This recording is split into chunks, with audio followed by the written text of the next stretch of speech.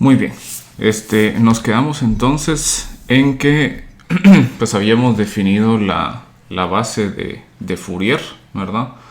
Recordemos que la idea de esta base de Fourier fue, bueno, realmente la idea de lo que estamos haciendo es nosotros poder, muy bien, queremos encontrar, ¿verdad?, una nueva base para el espacio de nuestras señales discretas, que habíamos dicho que era CDN, ¿verdad? Entonces, como es un espacio de n dimensiones, nosotros necesitamos n vectores linealmente independientes. Pedimos también como requisito la ortonormalidad, ¿verdad? Para poder utilizar, recordemos, nuestras fórmulas, ¿verdad?, de síntesis y de análisis, ¿verdad? Teníamos aquí precisamente nuestras fórmulas de síntesis y de análisis. Entonces, si tenemos nosotros que nuestra base que vamos a tratar de encontrar es ortonormal, podemos nosotros generar los coeficientes, ¿verdad?, y también la expansión ortonormal de la señal utilizando las fórmulas de síntesis y análisis. Muy bien. Entonces, vimos nosotros que bajo estos requerimientos teníamos nosotros un potencial, ¿verdad?, conjunto de señales que podía formar una base ortonormal para Cn. Y esta era precisamente la base de Fourier, ¿verdad? Dijimos que la base de Fourier iban a ser todos los sinusoides periódicos, ¿verdad? Y sabíamos nosotros, ¿verdad?, nos recordamos que por la misma característica de que pues, los sinusoides periódicos cumplen una frecuencia armónica, sabemos nosotros que luego de cierta frecuencia se empiezan a repetir, ¿verdad? Ese sería el aliasing. Entonces, esa mezcla de periodicidad más aliasing nos causaba de que solo existieran n sinusoides únicos en el intervalo desde 0 hasta n-1, ¿verdad? Que este intervalo va a ser en donde estén definidas precisamente nuestras señales discretas, ¿verdad? CDN. Muy bien. Entonces, dijimos, ¿verdad?, hicimos una prueba en donde nosotros lo que estábamos buscando era pues si en efecto eran ortonormales. Vimos nosotros que pues eran ortogonales más no ortonormales porque la norma de cada uno de los elementos de la base era raíz de n en lugar de 1. Entonces, si quisiéramos ser pues estrictamente formales con la definición de ortonormalidad, tendríamos que premultiplicar a cada uno de los elementos de esta base por 1 sobre raíz de n. Sin embargo, como les mencionaba, esta definición se usa un poco más en matemática, ya que pues en ingeniería por lo general encontramos nosotros en los libros, ¿verdad?, de procesamiento de señales esta forma de la que nosotros partimos originalmente. Muy bien, lo que quiero que hagamos ahora es que visualicemos esos sinusoides, ¿verdad?, porque tienen una forma particular. Primero démonos cuenta que aquí estamos hablando de señales complejas, ¿verdad? Si nosotros expandimos esta expresión, sabemos que va a ser, usando la fórmula de Euler, sabemos que tiene tanto parte real como imaginaria. Entonces los sinusoides en este caso son señales, ¿verdad?, complejas. Muy bien, les voy a colocar un script en Canvas, ¿verdad?, que podemos usar nosotros para precisamente generar estos sinusoides únicos, ¿verdad?, en el intervalo desde 0 hasta n-1.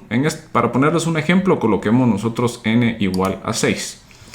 Al correr este script nos damos cuenta de que pues estos son los sinusoides que se forman, ¿verdad?, para este intervalo desde 0 hasta 5. Nos damos cuenta, ¿verdad?, algunos ahí particulares, por ejemplo esta que es una señal constante.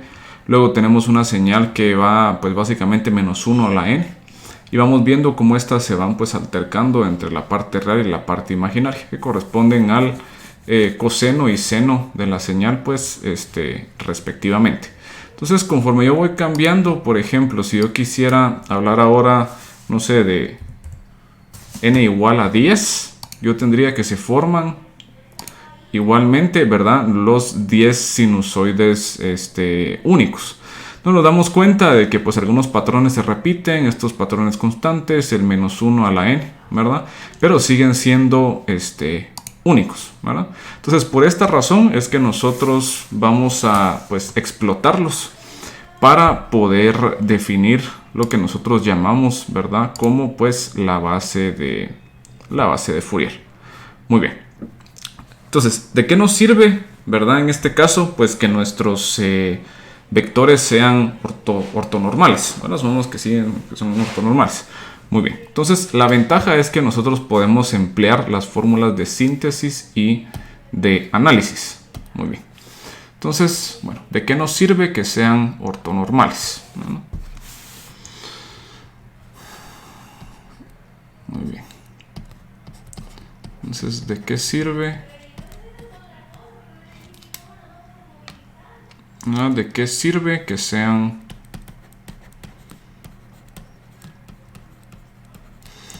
ortonormales? Muy bien. Entonces, la idea es que podemos utilizar, ¿verdad? Pues podemos utilizar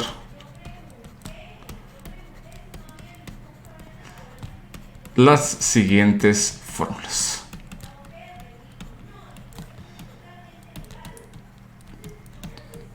Muy bien, entonces precisamente lo que vamos a usar van a ser las fórmulas de análisis y las fórmulas de síntesis.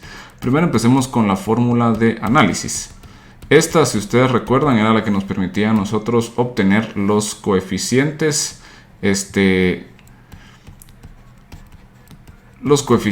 que van a estar multiplicando a cada uno de los elementos de la base para representar a nuestra señal en esa nueva base. Muy bien, entonces la fórmula de análisis para este caso, para la base de Fourier, va a estar tomando la siguiente forma.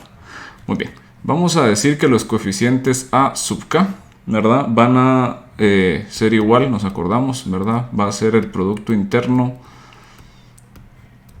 entre pues x de n con los elementos de la base. Y en este caso tendríamos nosotros, ¿verdad?, pues la sumatoria que va desde n igual a 0 hasta n menos 1 de xn por e a la menos j, ¿verdad?, 2pi por k sobre n por n. Muy bien. Esto va a ser siempre válido pues para los valores de k desde 0 hasta n menos 1. ¿No? Hasta n menos 1.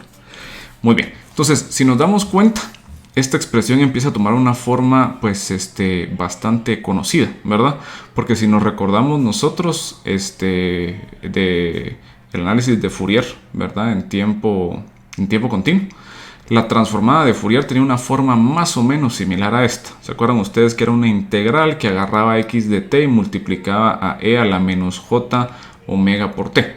Aquí estamos viendo esto en forma de una sumatoria, ¿verdad? Pero si nosotros nos recordamos que hay cierta equivalencia entre las sumatorias y las integrales, podemos empezar a ver, ¿verdad?, hacia dónde estamos yendo con esto. Muy bien, vamos a llamar a estos coeficientes, ¿verdad?, alfa sub k, ponerles un nombre en particular, y estos van a recibir el nombre de x mayúscula de k. Son coeficientes que dependen de ese valor de k, dependiendo de cuál vector de la base estemos pues seleccionando. Muy bien, y luego tenemos nosotros la fórmula de síntesis que nos permite a nosotros encontrar la expansión ortonormal de nuestra señal, ¿verdad?, utilizando los coeficientes y los elementos de la base. Muy bien, entonces vamos a colocar, ¿verdad?, que ese va a estar siendo pues que x de n va a ser igual a 1 sobre n. Este 1 sobre n es el ajuste precisamente por no seleccionar la versión ortonormal de la base, ¿verdad?, desde k igual a 0 hasta n menos 1 de x de k por e a la j 2pi n sobre n que multiplica acá para todos los valores de n desde 0 hasta n-1. Muy bien, entonces nos damos cuenta de que la fórmula de análisis nos permite encontrar estos coeficientes que, ¿verdad? XK, que luego nosotros los vamos a estar utilizando pues para representar a esta misma señal x de n, pero utilizando los elementos de la base de Fourier. Entonces, si nos damos cuenta, aquí lo que estamos haciendo en la fórmula de síntesis es simplemente agarrar, ¿verdad?, los coeficientes. Estos serían precisamente los coeficientes.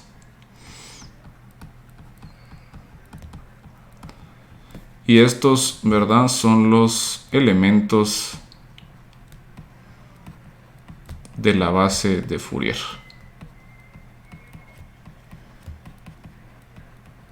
Entonces, esto es igual, ¿verdad?, a lo que nosotros utilizábamos, por ejemplo, pues en vectores, cuando representábamos, ¿verdad?, estos alfas eran precisamente los escalares que estábamos multiplicando por los diferentes vectores, solo que esto es pues la forma general pues para señales. Entonces tenemos que la base de Fourier contiene vectores, ¿verdad? Cada uno de esos vectores es uno de esos sinusoides únicos periódicos que existen en el intervalo desde 0 hasta n-1. Y luego multiplicamos a cada uno de esos sinusoides por alguna constante. Esa constante nos damos cuenta que está dada por la fórmula de análisis que corresponde a estos coeficientes, pues, x de k. Y aquí quiero que nos demos cuenta de una cosa, pues, bastante interesante.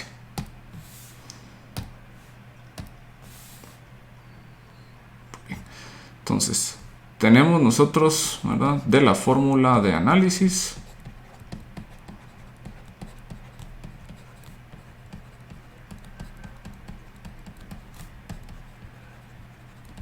Tenemos nosotros lo siguiente.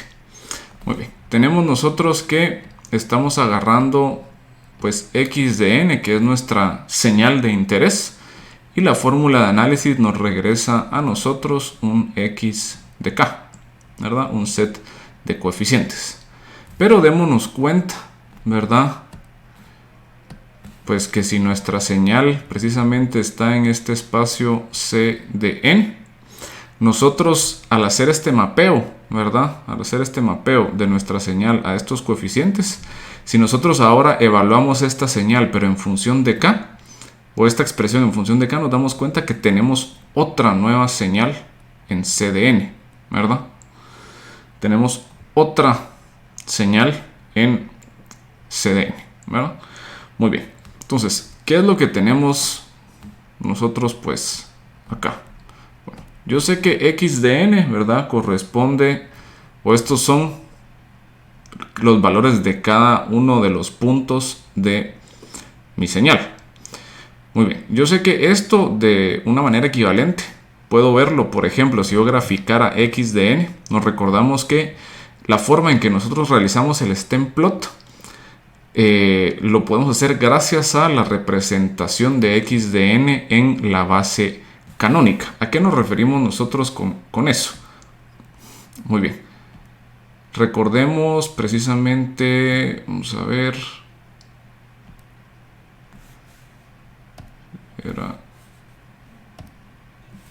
Vamos a ver. Precisamente. Recordemos entonces aquí este caso. Recuerdan ustedes que, por ejemplo, si yo tengo una señal discreta en el tiempo, yo sé que al momento de graficarla, la estoy graficando como multiplico los valores de la señal, ¿verdad? Entonces, este es el valor de x0, lo multiplico con el impulso en el valor 0.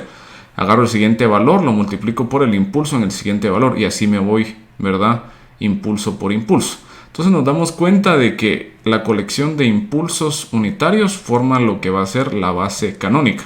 Entonces, quiera que no, podemos pensar también de x de n como que contiene a los coeficientes que ayudan a representar a x de n en la base canónica, ¿verdad? Esto es agarrar la señal y considerarla como una suma, ¿verdad?, de n impulsos cuya amplitud está dada por cada uno de los n valores de nuestra señal discreta. Entonces, esto realmente aquí, pues podemos pensar nosotros que corresponde a los coeficientes de la señal. De la señal. Son los coeficientes de la señal en la base canónica. Mientras que nosotros ya sabemos que estos coeficientes, ¿verdad?, corresponden, pero a los coeficientes de la señal en la base de Fourier. Muy bien. Entonces nos damos cuenta de que esa fórmula de síntesis realmente lo que está haciendo es que nos está cambiando la representación de nuestra señal. De una representación en la base canónica a una representación en la base de Fourier. Entonces realmente este mapeo a lo que corresponde es a un cambio de base. Recuerdan ustedes en álgebra lineal, ¿verdad?, que ustedes usaban las matrices de cambio de base para hacer precisamente la transformación de una base a cualquier otra base, ¿verdad?, que ustedes quisieran estar haciendo.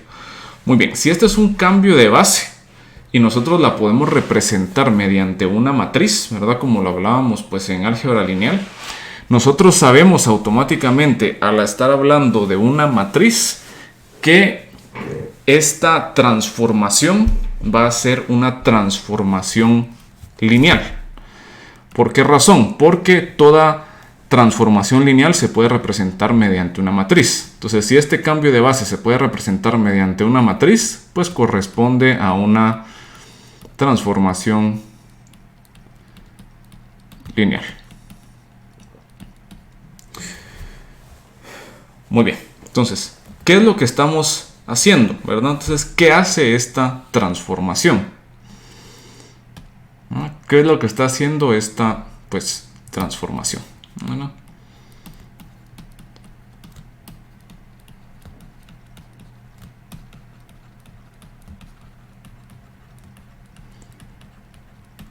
Muy bien. Si nos damos cuenta, ¿verdad? La transformación lo que está haciendo es que está mapeando nuestra señal discreta, ¿verdad?, en el dominio de tiempo discreto a un nuevo dominio. Un dominio en donde la representación de las señales está dada por la base de Fourier. Si nosotros nos recordamos, ¿verdad?, los elementos de la base de Fourier son sinusoides. La diferencia que tienen estos sinusoides, o sea, si ustedes se dan cuenta, todos estos sinusoides tienen la misma amplitud, ¿verdad?, no cambian en amplitud. Y no tienen ningún desfase, ¿verdad? El ángulo phi de desfase es 0. Entonces, ¿qué es el elemento que cambia entre cada uno de los elementos? O sea, ¿qué variable o qué cantidad es la que cambia entre cada uno de los elementos de esta base de Fourier? Pues la frecuencia. Entonces, aquí cambia el n, ¿verdad?, que pues sabemos que es el tiempo discreto. Y aquí cambia la frecuencia. Entonces lo que estamos haciendo nosotros es que estamos haciendo un mapeo, ¿verdad? Mapea nuestras señales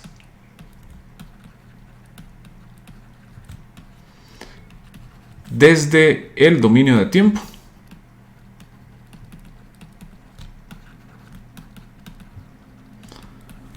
hacia el dominio de frecuencia, ¿no?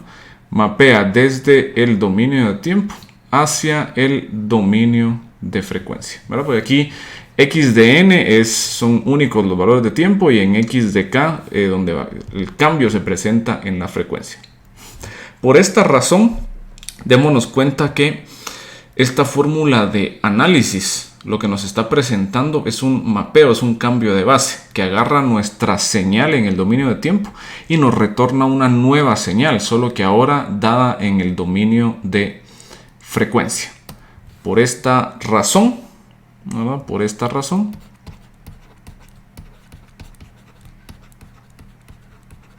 ¿verdad? Por esta razón, la fórmula de análisis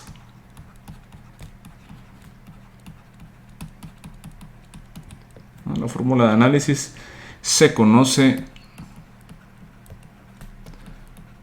como la transformada discreta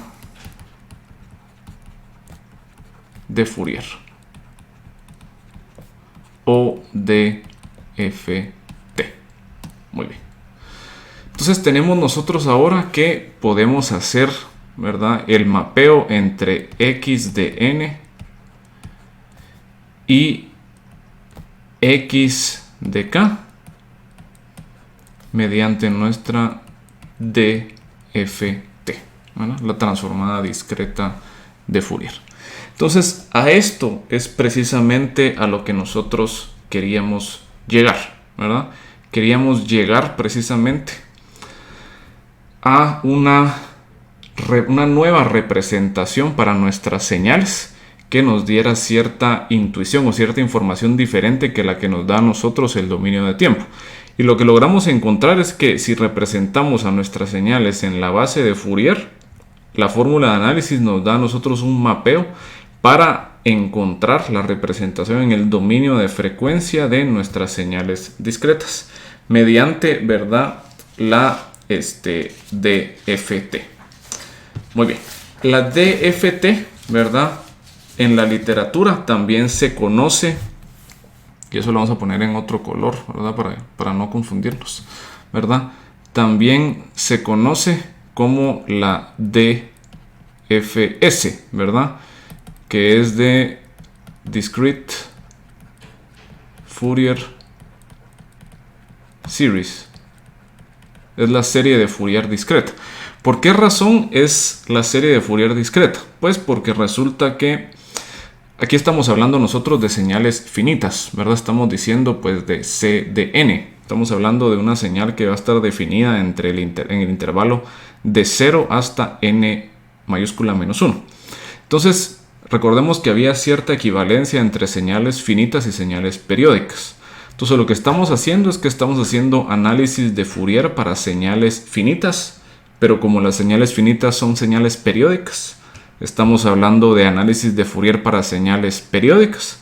Y nos recordamos que eso en tiempo continuo era las series de Fourier, ¿verdad? Las series de Fourier eran las que usábamos nosotros cuando la señal que estábamos analizando era periódica. Entonces, por esta razón también se llama la transformada de Fourier discreta. Nosotros nos vamos a estar refiriendo por lo general a ella mediante la DFT, ¿verdad?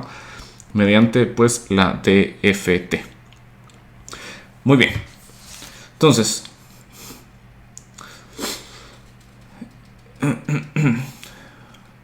muy bien. Entonces, ¿cómo le hacemos, va? O de qué nos sirve conocer esta DFT. Muy bien, o sea,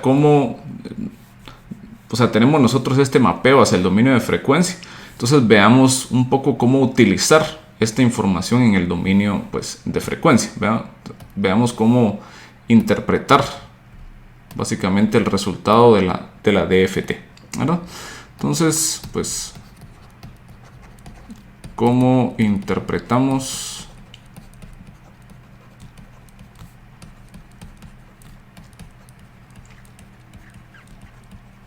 esta transformación? Muy bien. Entonces, cuando yo calculo x de k, este valor de k lo que me está dando a mí es que se está refiriendo al késimo componente frecuencial, ¿verdad? Recordando, ¿verdad?, que nuestra frecuencia va a ser una frecuencia armónica, dado que los sinusoides que estamos considerando son periódicos. Entonces, en este caso, nos estaríamos refiriendo nosotros precisamente al késimo componente frecuencial. Recordemos que va a tener frecuencia de 2pi sobre n mayúscula por k radianes por muestra. Muy bien. Recordémonos, ¿verdad?, de que este n mayúscula es, pues en este caso, ¿verdad?, pues la cota superior del intervalo en donde estamos definiendo nuestra señal. O bien, si nosotros utilizamos la interpretación de que toda señal finita es una señal periódica, ¿verdad?, es precisamente el período de la señal, pues, periódica, ¿verdad? Obviamente, pues es una señal finita, pero si le damos esa interpretación, ese sería, pues, el período. Muy bien. Luego tenemos que recordar nosotros, ¿verdad?, de que lo que nos implicaba tener aliasing y una periodicidad limitada para nuestros sinusoides. Y era que, ¿se acuerdan ustedes que la frecuencia discreta la podíamos representar nosotros o la considerábamos, pero como un ángulo, ¿verdad? Entonces digamos que pues tenemos nosotros, si logro hacer el círculo. Muy bien, entonces tenemos nosotros un círculo en donde aquí están básicamente todos nuestros valores de frecuencia. El aliasing, ¿verdad?, lo que nos está diciendo a nosotros es de que luego de cierto valor volvemos a caer a la misma frecuencia. Muy bien. Este valor de n, ¿verdad?, lo que nos va a estar diciendo es que nosotros vamos a efectuar n divisiones a este círculo, ¿verdad? Si se acuerdan, esto lo habíamos hecho cuando nosotros vimos cómo funcionaba la frecuencia discreta, ¿verdad? Entonces tenemos nosotros que hacemos n divisiones. Ahora estamos haciendo n divisiones de este círculo. Entonces tenemos nosotros n divisiones, ¿verdad?, del espectro discreto, ¿verdad? Entonces, conforme más grande sea n, dividimos, ¿verdad?, en más piezas este círculo. Acordémonos que todas las frecuencias digitales están contenidas en este círculo de acá. Entonces, mientras más grande sea el periodo, ¿verdad?, más fino va a ser nuestra partición de la frecuencia discreta. Tiene sentido, ¿verdad?, porque mientras más grande sea el periodo de la señal o mientras más grande sea el intervalo de la señal que estemos considerando, tenemos nosotros más elementos en la base de Fourier. Muy bien, entonces vamos a estar colocando aquí, ¿verdad?, de que los elementos a los que nos estamos refiriendo, este elemento de aquí es el elemento cuando k es igual a 0. Entonces la frecuencia correspondiente estaría siendo 0 radianes por muestra. Por ejemplo, esta ya sería pues componente con k igual a 1, lo que haría que nuestra frecuencia omega 1 fuese 2pi, ¿verdad?, sobre n pues por 1. Y seguimos nosotros haciendo lo mismo hasta llegar a este valor de acá, en donde tenemos nosotros que k es igual a n menos 1, ¿verdad? Por lo tanto, mi frecuencia va a estar siendo igual a 2pi por n menos 1, ¿verdad?, sobre n. Entonces nos damos cuenta que precisamente al momento de nosotros hacer que k sea igual a n, nosotros cancelamos n con n y nos queda 2pi, o sea, regresando otra vez al valor de 0. Entonces se cumple precisamente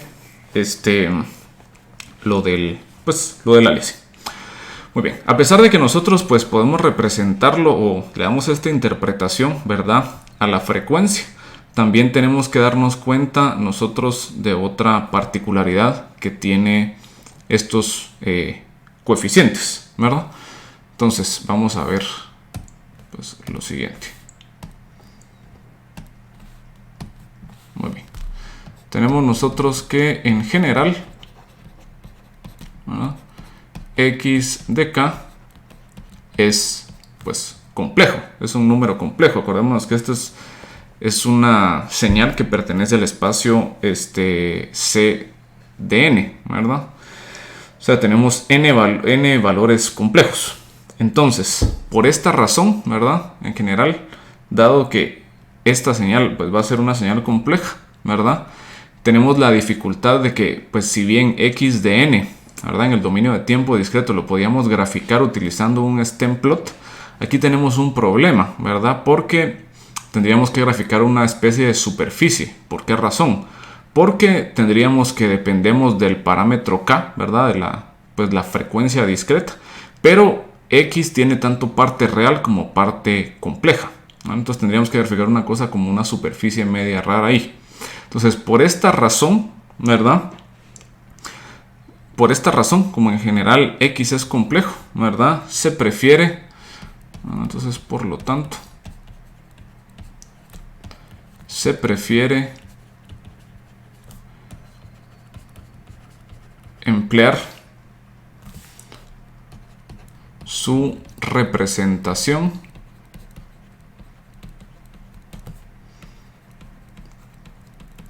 magnitud fase. ¿A qué nos referimos con esto? Muy bien, en lugar de yo representar a X de K pues como tal, ¿verdad? Lo voy a representar de esta forma, ¿verdad? Coloco la magnitud. Voy a colocar la magnitud por E a la J elevado a la fase. Por E a la J elevado a la fase. Muy bien. Lo que quiere decir, muy bien, entonces aquí solo, ¿verdad? Recordemos esta representación. Aquí lo que estamos haciendo en esencia es representando al número complejo, pero en coordenadas polares, ¿verdad? En donde aquí tenemos nosotros la magnitud. Aquí tenemos nosotros la fase, ¿verdad? O el módulo y el argumento, ¿verdad? Muy bien. Entonces lo que estamos viendo nosotros ahora es de que de una señal compleja X de K, nosotros vamos a estar obteniendo dos señales reales, ¿verdad? Una va a ser la magnitud y otra va a ser la fase. Entonces, estas, ¿verdad? Van a ser números reales, ¿verdad? Ambas son números reales. Entonces tenemos la ventaja de que si bien esta, pues la DFT, ¿verdad? X de K, la tendríamos que haber representado al momento de graficarla en una superficie, pues podemos ahora representar la magnitud y la fase como gráficos normales en dos dimensiones, solo que ahora son dos gráficos, ¿verdad? Entonces tenemos nosotros ahora, ¿verdad? Que estos son pues dos gráficos planares, ¿verdad? Dos gráficos planares en función de K, ¿verdad? La variable K. Si nos damos cuenta, estas dos son señales discretas que podemos representar o graficarlas con stem plots, ¿verdad? Igual que cualquier otra señal discreta, ¿verdad? Muy bien. Tenemos también, ¿verdad? Que en algunos casos se representa esta cantidad, ¿verdad? La magnitud, ¿verdad? A veces se representa o a veces se presenta en decibeles, ¿verdad?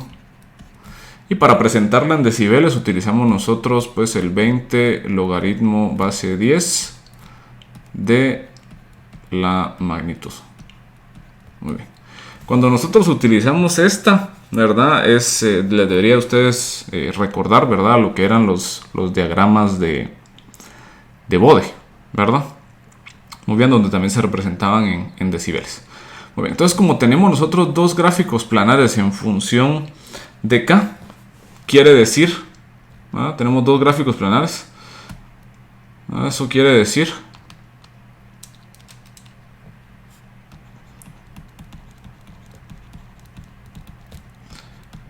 que tenemos más información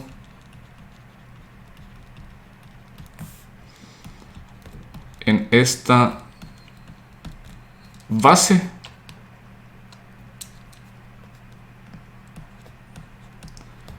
que en la canónica.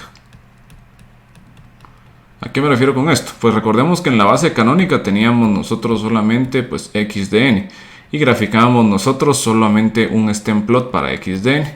Sin embargo, ahora en la base de Fourier tenemos nosotros dos gráficos, ¿verdad? Un gráfico de magnitud y un gráfico de fase. Entonces ya solo por un juego ahí de números, ¿verdad? Sabemos nosotros que dos gráficos tienen más información que un solo gráfico. Entonces nos damos cuenta de que al representar nuestras señales en la base de Fourier, nosotros obtenemos más información, ¿verdad? Acerca de, pues, nuestras señales. Entonces, pues, por lo general, nosotros vamos a estar viendo, ¿verdad? Esas gráficas de magnitud y fase de, pues, la siguiente manera.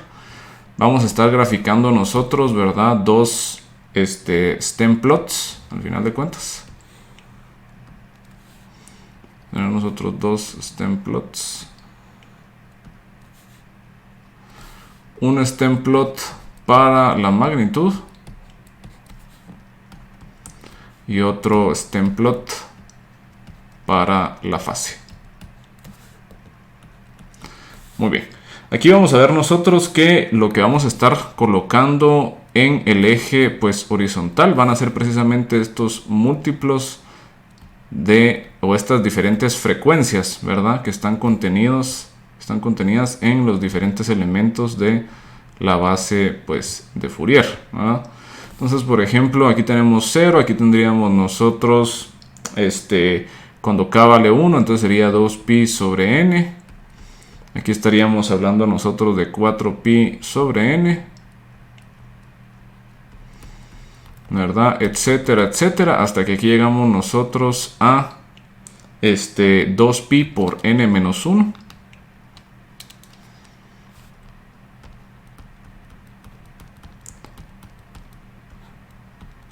Sobre n. Entonces aquí igual, ¿verdad? 2pi sobre n, 4pi sobre n, hasta que llegamos nosotros a 2pi por n menos 1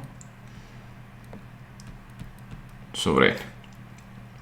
Y pues nosotros graficamos de la misma forma, ¿verdad? Pues punto por punto, elemento por elemento, los valores de cada una de estas pues señales discretas. Entonces aquí tendríamos nosotros por acá,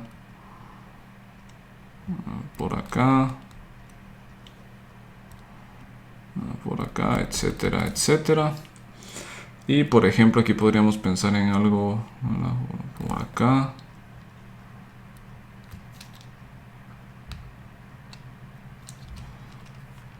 Agarramos esto pues por acá, etcétera, etcétera. ¿Bueno?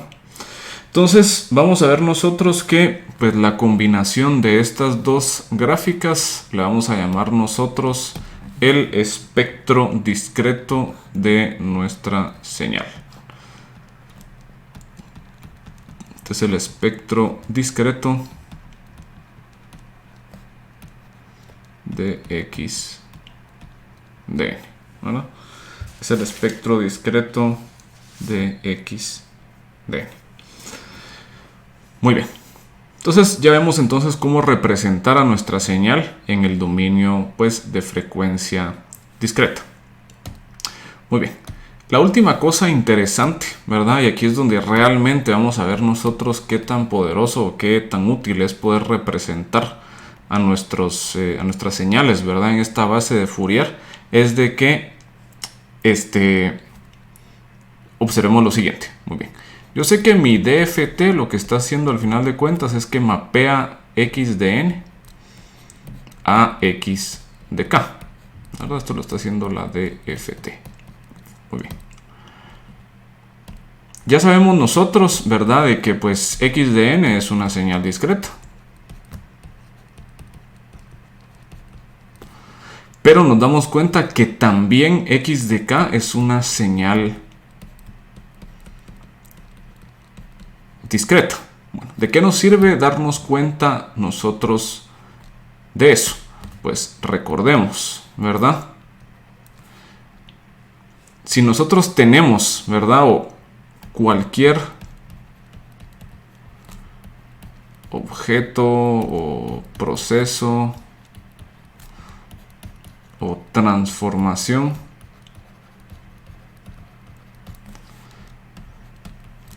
que tome una señal discreta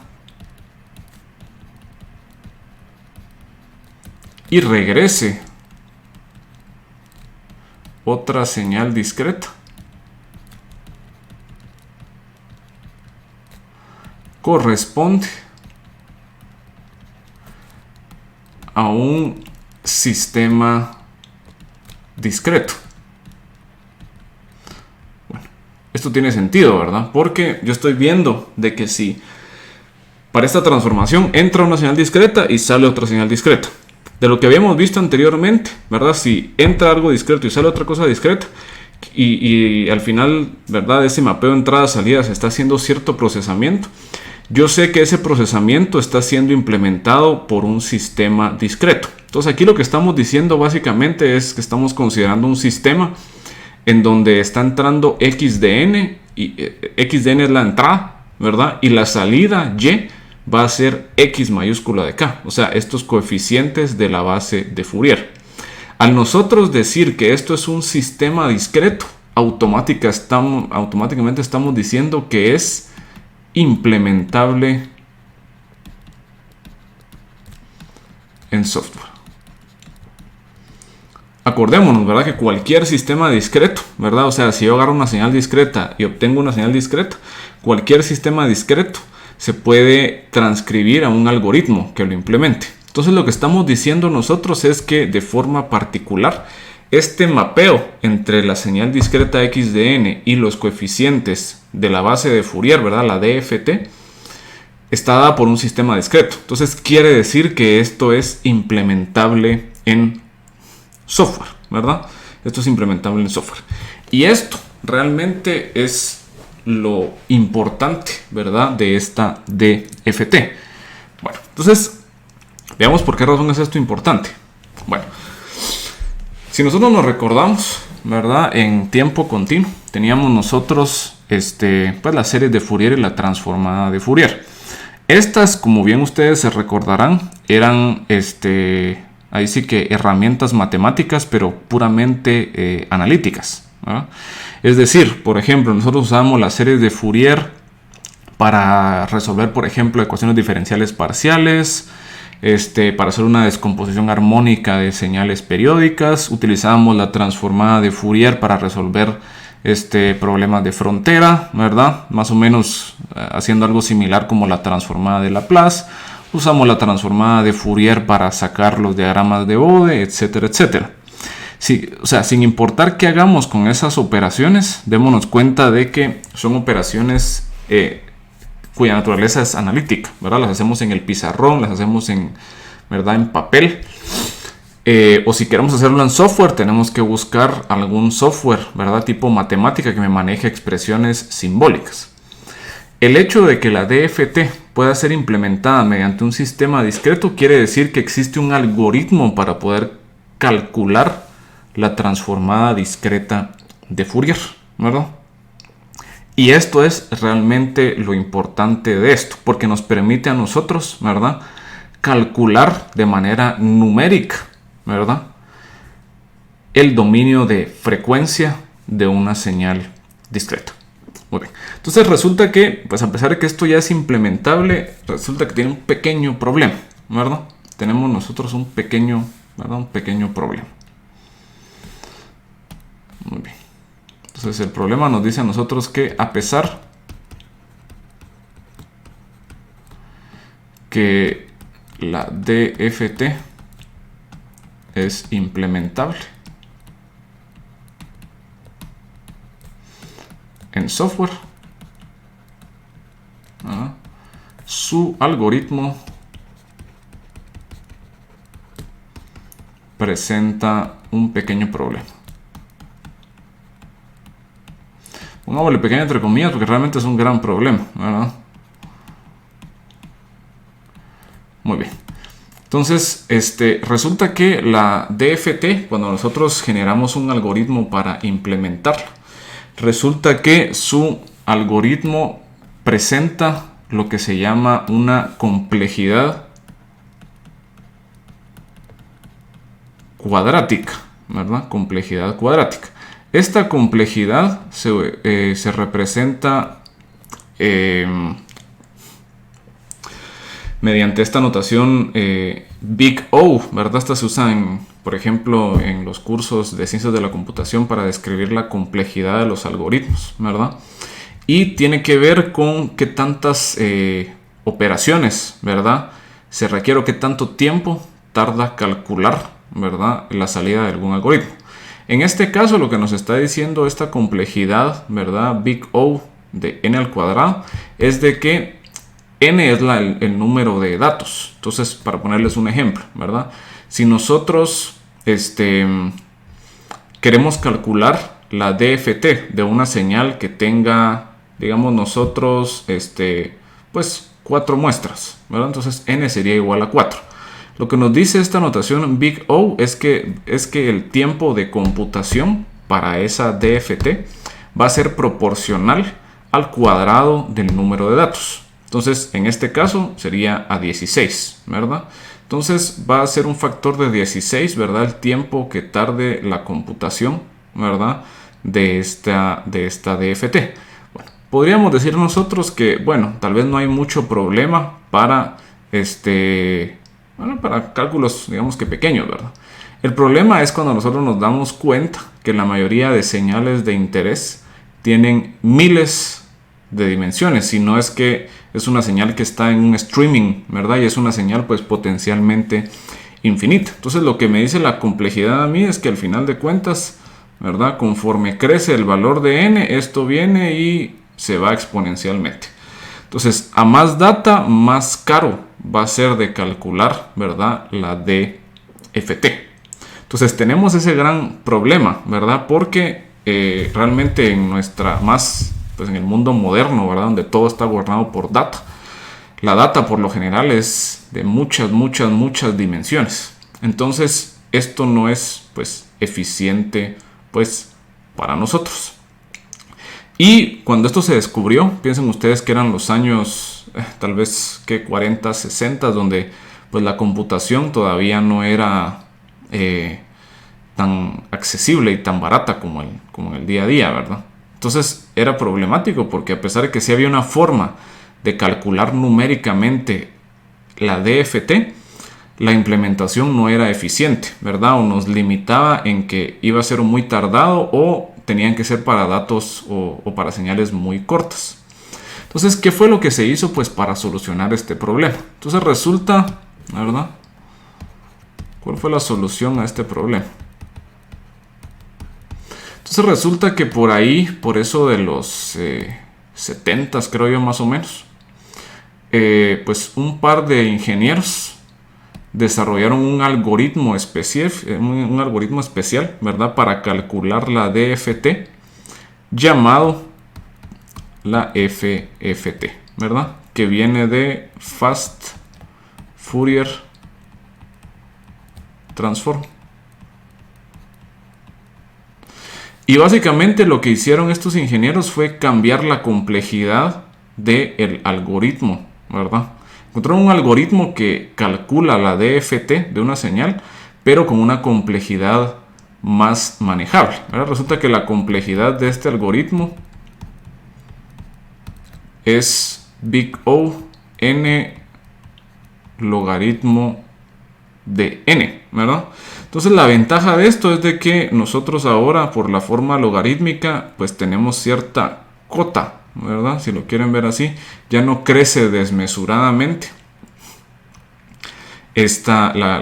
¿verdad?, el tiempo de computación para valores muy grandes o para valor muy grande de n, ¿verdad?, cuando las señales son muy grandes.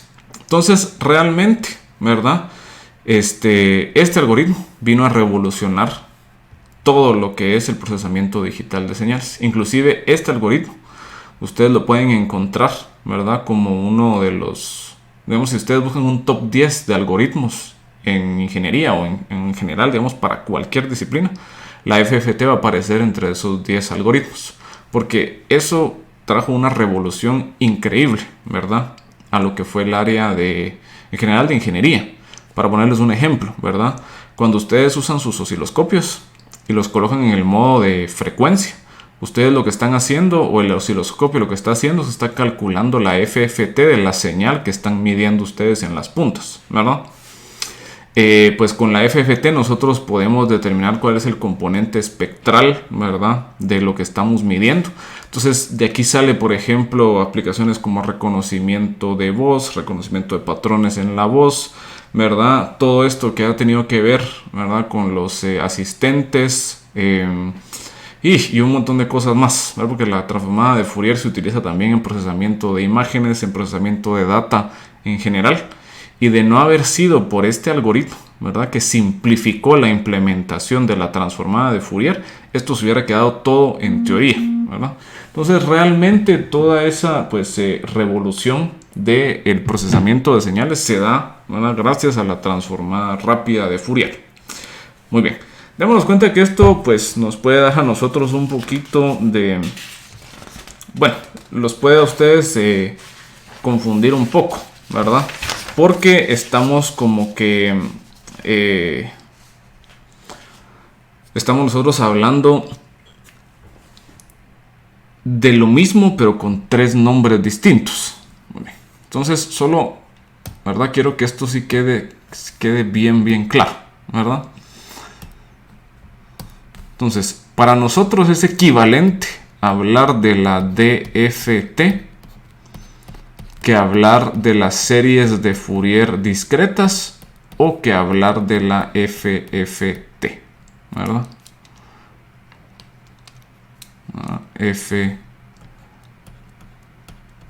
FFT. Muy bien. La diferencia es, ¿verdad? Obviamente la FFT no es una transformación como tal, sino que es un algoritmo. Esta de aquí sí es la transformación. Y digamos que esta es la definición matemática formal. O sea, en matemática estas son las series discretas de Fourier, ¿verdad? Sin embargo, nosotros por la forma que presentan y por la manera en que la vamos a estar utilizando, le llamamos la transformada discreta de Fourier. Esto, la razón de este nombre, ¿verdad?, también va a ser más aparente más adelante, cuando nosotros ya unamos esto con el procesamiento de señales analógicas, ¿verdad? Entonces, tengamos bien claro esto, ¿verdad? Las tres cosas están hablando exactamente de lo mismo, solo que desde perspectivas diferentes, ¿verdad? La DFT, que va a ser la forma que nosotros lo estemos trabajando, ¿verdad?, pues cuando nos refiramos nosotros a esta transformación. Luego la DFS, que es, digamos, la definición matemática formal de esta transformación. Y pues la FFT, que estaría siendo el algoritmo que implementa esta transformación, ¿verdad?, de forma, pues, eficiente. La ventaja de la FFT es de que en la gran mayoría de sus lenguajes de programación van a tener ustedes más de alguna rutina que implemente la FFT. Y si no, pues hay mucha documentación en internet para poder ustedes implementar esta FFT. Para ponerles un ejemplo, ¿verdad? En MATLAB ustedes van a tener el comando FFT, que les calcula precisamente la FFT de la señal que ustedes le estén colocando. O por ejemplo, para el caso de sus micros para la TIVA C, ¿verdad?, ustedes van a tener dentro de la librería que se llama CMSIS DSP, ustedes tienen una rutina que se va a llamar también FFT. Entonces, en general, ¿verdad?, para todo dispositivo que sea capaz de hacer el procesamiento de señales, nosotros vamos a poder encontrar, ¿verdad?, una implementación, ¿verdad?, pues de la transformada rápida de Fourier. Muy bien. Antes de pasar a ver esto en MATLAB, ¿verdad?, solo quiero que nosotros describamos una última característica que presenta esta DFT, ¿verdad? Y nos dice a nosotros lo siguiente, ¿verdad? Otra característica fundamental de la DFT es su periodicidad, ¿no? Es su periodicidad, ¿verdad? Y esta periodicidad es herencia de la naturaleza periódica de la frecuencia discreta. ¿No? De la frecuencia discreta. Muy bien. Esto lo que nos implica, ¿verdad? Es que, pues, por ejemplo, la frecuencia en 0 va a ser igual a la frecuencia en n. La frecuencia 1 va a ser igual a la frecuencia n más 1, etcétera, etcétera, ¿verdad? Esto implica, ¿verdad? Entonces, ¿verdad? Esto implica que basta calcularla solo en un intervalo de tamaño 2pi. Entonces tenemos una ventaja, ¿verdad? Y es que entonces, o sea, si es una señal, o sea, la DFT, la x de k, es una, si es una señal discreta, pero la ventaja es que nosotros solo la vamos a definir, o sea, es una señal discreta finita también. La vamos a definir solamente en un intervalo de tamaño 2pi, ¿verdad? Muy bien, entonces, por lo general, ¿verdad? Pues nosotros en ingeniería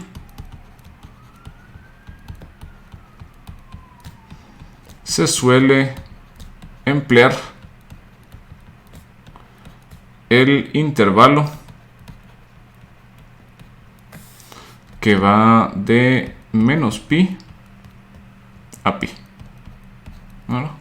O sea, en lugar de usar el intervalo desde 0 a 2pi, ¿verdad? Como diría, pues matemáticamente la definición de los ángulos, ¿verdad? De 0 a 360. Nosotros en ingeniería vamos a estar utilizando, ¿verdad? El intervalo de menos pi, pues, a pi. La razón del por qué, ¿verdad? Va a ser, pues, aparente más adelante, ¿verdad? La razón del por qué va a ser aparente más adelante. Muy bien. Entonces, ya con esto, ¿verdad? Nosotros vamos a poder emplear, por ejemplo, bueno, vamos a reescribir, ¿verdad? Las expresiones para la DFT utilizando este intervalo. Y ya luego nos pasamos, ¿verdad? A MATLAB, pues a evaluar esto. Muy bien. Entonces, bajo este intervalo tenemos nosotros que x de k, la DFT, va a estar siendo igual a la sumatoria de n igual a menos n medios, y esto va hasta n medios más 1, perdón, menos 1,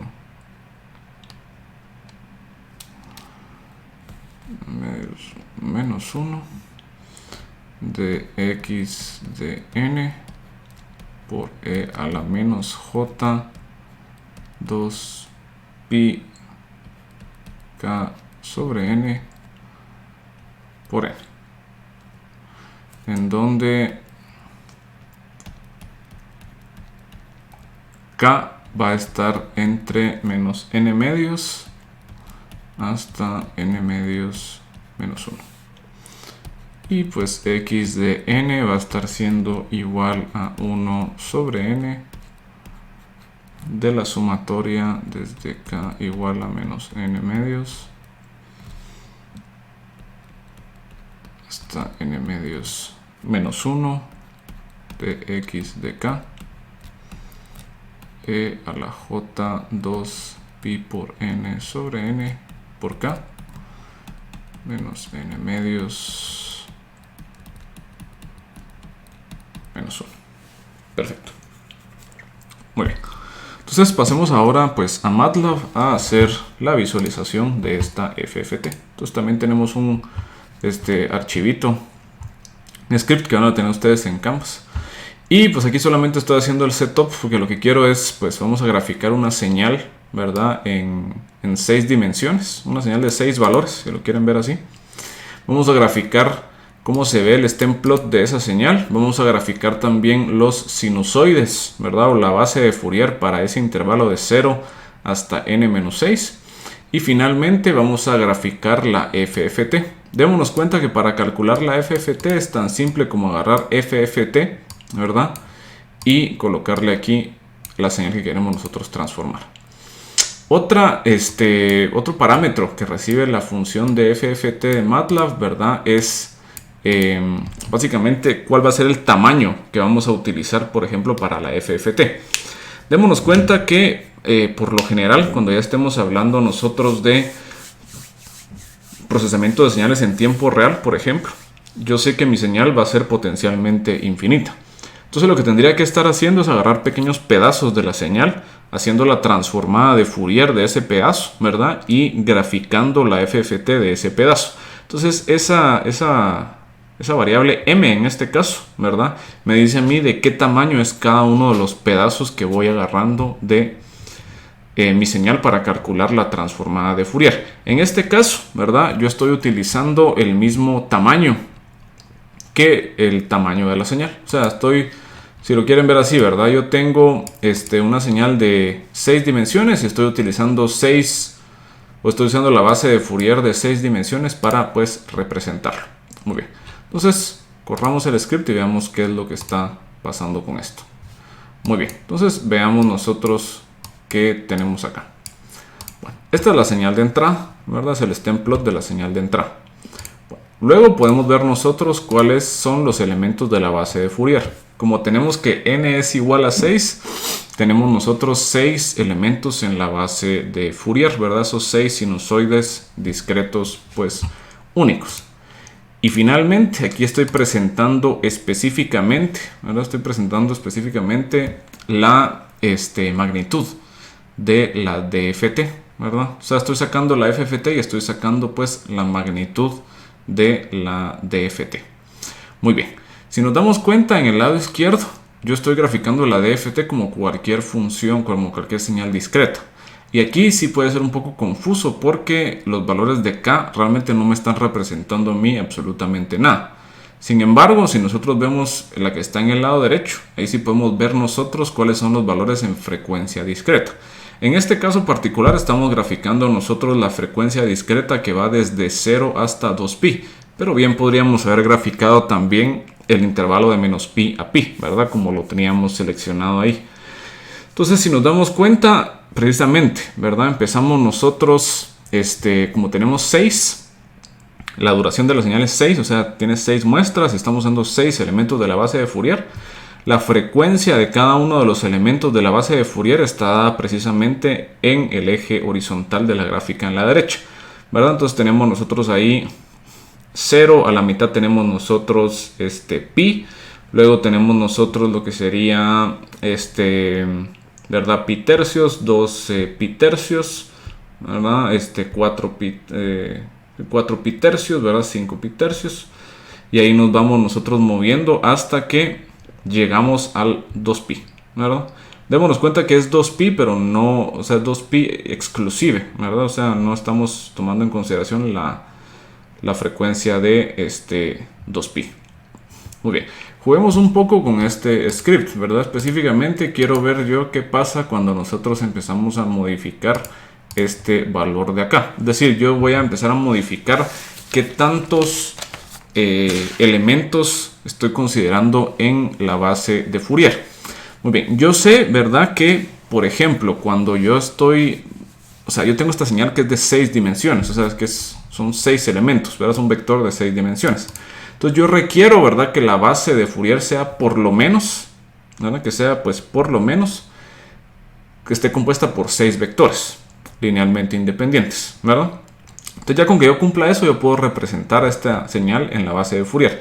Sin embargo, si yo tengo más vectores, al final de cuentas solo le estoy incrementando, pues, la redundancia. O sea, no voy a dejar de poder representar a mi señal adentro de esta base de Fourier.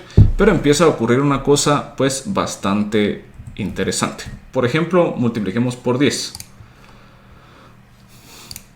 Veamos. Entonces, lo que estoy diciendo aquí es que estoy usando 10 veces más, ¿verdad? o estoy utilizando 10 veces más de vectores en esta nueva base de Fourier. Lo que estamos diciendo acá es, en esencia, estamos haciendo que el círculo de frecuencias se vea dividido en más pedazos. Es decir, estamos haciendo más fina las frecuencias, ¿verdad?, de cada uno de los sinusoides. Como yo sé, ¿verdad?, por lo mismo del aliasing, que todos los sinusoides van a estar en el rango de frecuencias desde 0 a 2pi, yo tengo que ver cómo caben todos esos distintos sinusoides adentro de ese intervalo. Entonces la única opción que tenemos es pegarlos cada vez más, ¿verdad? O sea, que sea más fino la partición, ¿verdad?, en frecuencias. Entonces nos damos cuenta de que ahí pues está siendo cada vez más fino, ¿verdad? Se ve aquí una representación todavía pues más fina de cómo es que se ve el espectro, en este caso en magnitud, de la señal discreta. ¿Qué pasa? Hagamos nosotros un último experimento, multipliquémoslo pero por 100. Al multiplicarlo por 100 nos damos cuenta que obtenemos esta gráfica de acá. Que si ustedes se dan cuenta, a simple vista esto se ve como un gráfico continuo en el tiempo, ¿verdad? Al tener tantas frecuencias, ¿verdad?, estamos haciendo nosotros que todos estos valores se vayan pegando, ahí sí que estén juntitos uno tras otro, tras otro, tras otro. Entonces lo que estamos haciendo es de que estamos representando de una manera pues más fina a nuestra señal en el dominio de frecuencia discreta, ¿verdad? Entonces nos damos cuenta de que pues en ese caso, conforme más vectores coloquemos en la base de Fourier, más fina es la representación en el dominio de frecuencia. Muy bien. Entonces, ¿de qué nos sirve pues esta observación? ¿No? ¿De qué nos sirve a nosotros esta observación? Muy bien. Entonces, esta metodología que nosotros desarrollamos ahorita es solo para señales finitas o para señales periódicas, ¿verdad? Que estas son las señales que nosotros manejamos en la práctica. Pero se acuerdan ustedes que en la teoría nosotros manejamos pero señales infinitas, ¿verdad? Señales en forma implícita, señales infinitas para hacer nuestro pues análisis. Entonces resulta que vamos a poder encontrar una, si lo quieren ver así, una expresión para la DFT que sea equivalente pero para señales infinitas a partir de estas dos fórmulas que tenemos acá, haciendo la observación esta de que vamos a nosotros incrementar el número de componentes en la base de Fourier, ¿verdad? Esto, si lo quieren ver de otra forma, es simplemente, bueno, para una señal finita, yo sé que la duración va a estar definida en el intervalo desde 0 hasta n-1. Si yo quiero representar una señal infinita, lo que tengo que hacer es hacer que este valor de n crezca, ¿verdad?, hasta infinito. Entonces, matemáticamente, veamos qué ocurre con esto, ¿verdad? Entonces, ¿qué ocurre con las señales?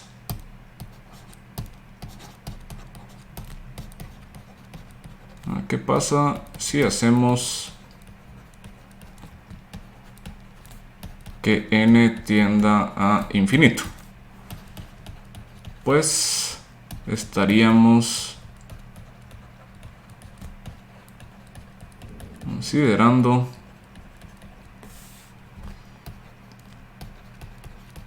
nuestras señales infinitas adentro de la DFT. Es decir, estaríamos encontrando una transformación equivalente a la DFT, solo que ahora para señales infinitas, ¿verdad? No para señales pues periódicas. Entonces lo que vamos a hacer es que vamos a sacar el límite, ¿verdad? Básicamente vamos a hacer nosotros el límite cuando n tiende a infinito, ¿verdad? Muy bien. Entonces yo sé que lo que me va a estar afectando principalmente van a ser mis frecuencias omega k, que son 2pi por k, ¿verdad?, sobre n. Lo que estamos diciendo aquí es que pues potencialmente estamos nosotros dividiendo al círculo de frecuencias, ¿verdad?, en infinitas partes. Es decir, estamos haciendo la división de las frecuencias tan finas, ¿verdad?, de que ahora digamos que la Ahí sí que toda la partición de ese círculo en un montón de pedacitos. Son tantos pedacitos que llegan a ser infinitos. Muy bien. Entonces, si se cumple esto, nosotros nos podemos dar cuenta de que realmente esta frecuencia, que antes era una frecuencia discreta, se convierte en una frecuencia continua, ¿verdad? Se convierte en una frecuencia continua. Entonces, lo que tenemos aquí es que la frecuencia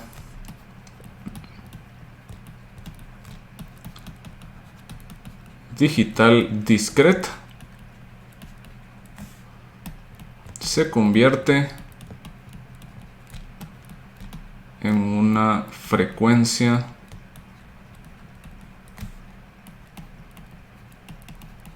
digital continua. Y pues van a cambiar nuestras expresiones, ¿verdad? Porque aquí teníamos nosotros estas expresiones de acá. Nos damos cuenta, ¿verdad? Toda esta frecuencia de acá, que era omega sub k, se convierte en omega, ¿verdad? Una frecuencia digital, pero o una frecuencia discreta, pero ahora es una frecuencia continua, ¿verdad? Bueno, luego n sobre 2 menos 1, si n es infinito, esto es infinito. Y aquí nos queda n igual a menos n sobre 2, nos sería menos infinito. Entonces ahora k estaría entre menos infinito e infinito. Entonces, reescribamos estas expresiones.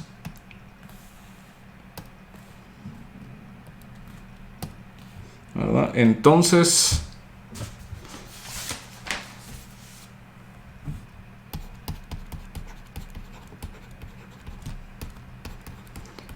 para señales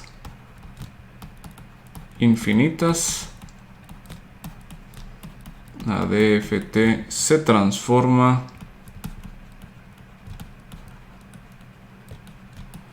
en... Entonces, ahora, ¿verdad? Teníamos nosotros los coeficientes x de k. Bueno, ahora ya no tenemos los coeficientes, sino que ahora tenemos unos nuevos coeficientes que se van a llamar x de e a la j omega. Y van a estar dados por la sumatoria desde n igual a menos infinito hasta infinito de x de n e a la menos j omega n, en donde omega va a estar entre menos pi y pi, ¿no? Y vamos a tener nosotros también que ahora x de n, ¿verdad? Que antes era pues nuestra señal discreta finita, ¿verdad? Ahora estamos hablando de una xn pues infinita. Y está dada por la expresión 1 sobre 2pi por la integral de menos infinito, perdón, integral desde menos pi hasta pi de x de e a la j omega por e a la j omega n de omega con n entre menos infinito e infinito. Muy bien. Entonces, ¿qué obtuvimos acá? Pues obtuvimos nosotros esta DFT, ¿verdad? Si lo quieren ver así, solo que ahora para señales infinitas, ¿verdad? Al hacer que pues la división entre las frecuencias fuera extremadamente fina, tan fina que se vuelve continua, ¿verdad? Entonces obtenemos esta nueva expresión, ¿verdad? Para acá. Esta expresión realmente ya no es la DFT, o sea, es como la DFT para señales infinitas, pero ya no es la DFT, sino que es otra transformación exclusiva para señales infinitas. Entonces resulta que esta transformación de acá, ¿verdad? Esta transformación de acá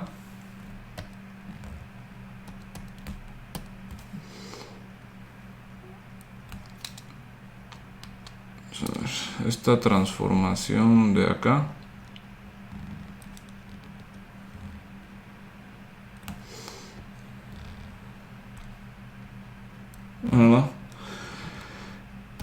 Se conoce como la DTFT, ¿verdad? Y esto viene de transformada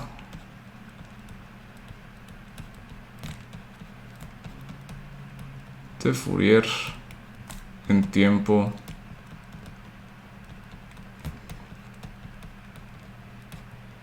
discreto. Va.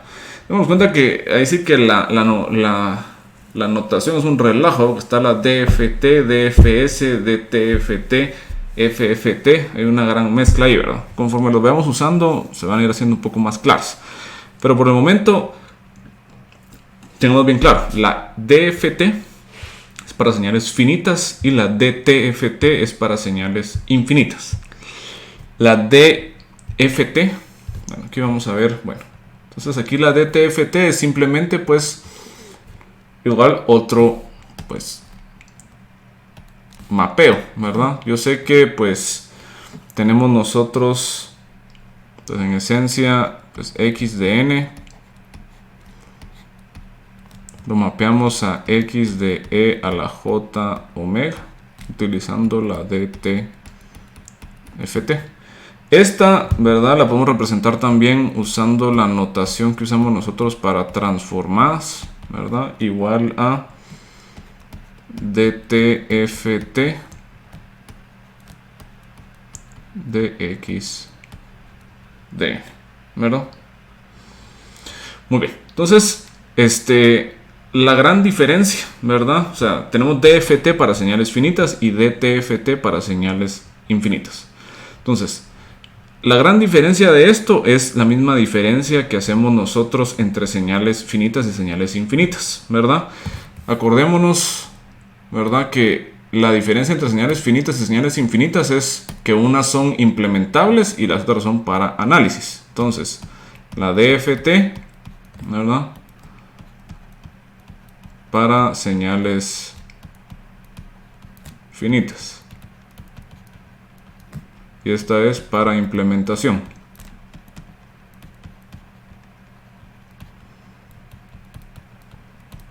Mientras que la DTFT va a estar siendo pues para señales infinitas. Y va a ser una herramienta pero para análisis. Entonces, en el pizarrón vamos a estar utilizando nosotros la DTFT. ¿Por qué razón? Porque en el pizarrón utilizamos nosotros las señales infinitas, ¿verdad? Y cuando ya queramos implementar, ¿verdad?, la transformada de Fourier, lo vamos a hacer, pero mediante la DFT. Obviamente no directamente desde la definición de la DFT, sino que utilizando, ¿verdad?, el algoritmo de la FFT. Entonces, solo que no se nos confunda ahí eso, ¿verdad? Más adelante creo que se va a ir haciendo un poco más claro este asunto, ¿verdad? Pero DFT para señales finitas, para implementación, y DTFT para señales infinitas y va a ser para análisis. La DTFT es la que nos va a servir a nosotros precisamente para hacer análisis en frecuencia, pero para nuestros sistemas. Dado que nuestros sistemas, acuérdense que siempre los colocamos de forma analítica, ¿verdad? Entonces, la DTFT realmente para lo que nos va a servir a nosotros es para poder, si le estamos sacando intuición, ¿verdad?, a nuestras señales utilizando el dominio de frecuencia, vamos a poder nosotros también sacarle cierta intuición a nuestros sistemas utilizando, ¿verdad?, la DTFT. Muy bien. Entonces, la DTFT va a ser el tema principal de nuestra siguiente lección, ¿verdad? En donde vamos a ver nosotros ya cómo podemos utilizar la DTFT para definir el concepto de un filtro y poder nosotros empezar a hacer análisis en el dominio de frecuencia para nuestros sistemas LTI. Muy bien, recuérdense que pues para esta lección vamos a estar teniendo nosotros siempre la sesión de resolución de dudas en BlueJeans, ¿verdad?, que les voy a estar colocando en Canvas a partir de la semana entrante, ¿verdad? Entonces la idea es de que ustedes pues vean los videitos de esta clase pues esta semana, resuelvan su examen corto antes de que finalice la semana y ya para la siguiente clase pues para el horario de la siguiente clase nos reunimos en BlueJeans en caso de que haya pues más de alguna duda.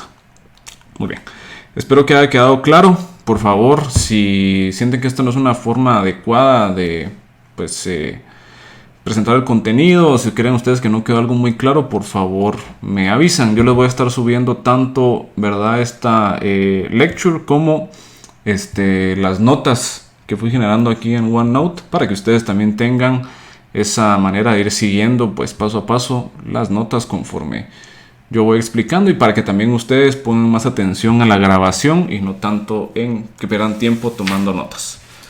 Bueno, entonces nos vemos la semana entrante.